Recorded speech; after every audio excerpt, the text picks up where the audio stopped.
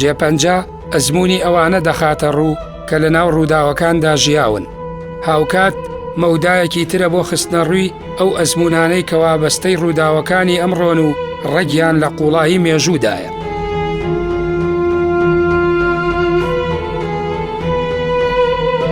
جێپەنجە تۆمارێکی تری مێژووی ئاینی و نەتەوەیی و سیاسی و فەرهەنگی و کۆمەڵایەتی کووردە بۆ ناساندنی بەنەوەکانی ئەمڕۆ.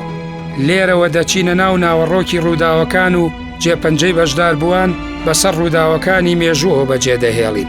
من ئارام عەلی سەعید لە وەرزێکی نوێی کەناڵی پەیام لە بەرنامەی جێپەنجە لەگەڵتان دەبم.